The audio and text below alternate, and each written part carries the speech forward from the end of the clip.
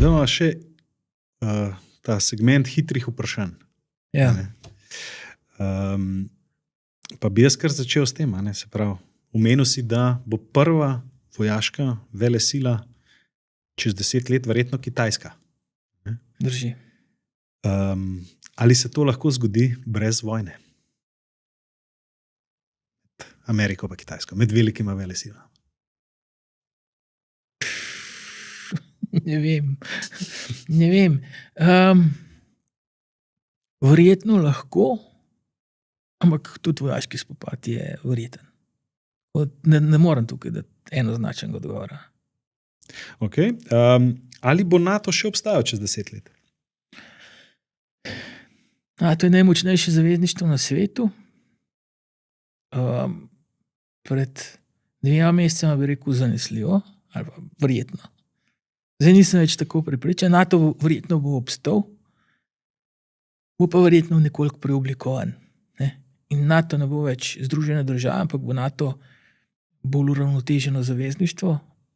In vprašanje, v kakšni meri bodo še združene države sodelovali v NATO. NATO, tudi če se ne bo imenoval NATO, bo pač to neko zahodno zavezništvo, ki ne bo razpadlo. Tako da to zavezništvo bo obstajalo, zdaj, a bo pa v točno taki formi, kot je danes, to pa težko rečem. Kako bo izgledala, ali bo imela EU svojo vojsko čez 10 let? Ne. Mislim, da ne. Mislim, da se zdaj kaže, da pač je vojaški resursi so predragoceni, da bi še drobili, da bi se šli neko vojsko NATO, neko vojsko Evrope. Ne. Tudi Evropa bo mogla sile združevati. Pomemben ali pa zelo pomembna država je Velika Britanija, ki ni več v EU, sploh na pomorskem in pa z vidika jedrskega odvračanja. Ne.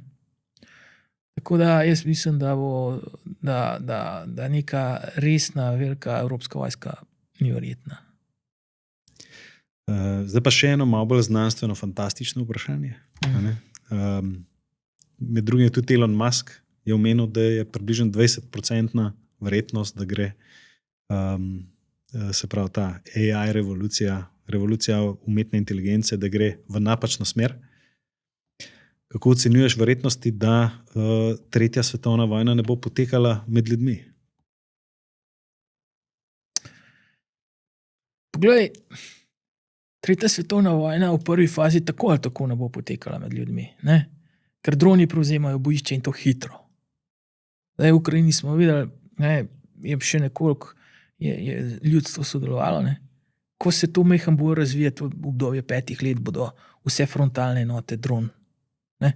Torej dronski oklepniki, dronska letala, dronski samomorilci in tako naprej. In šele, ko bo ena stran toliko poražena, da bodo do ljudi prišli, bodo človeške žrtve. Da bi se pa droni proti nam uprli, ne, s pomočjo umetne inteligence. Včasih je bila to čista znanstvena fantastika, zdaj si znam predstavljati, da se to zgodi, ampak mislim, da v 10 letih ne. Okay. Tega še zadnje hitro vprašanje. Kje bo Boštjan Perne čez 10 let? V Sloveniji zanesljivo. Z varnostjo verjetno se bom še ukvarjal. Kaj več pa težko rečem. Kakšno mesto ministra lahko pričakujemo? Nimam nekih hudih političnih ambicij.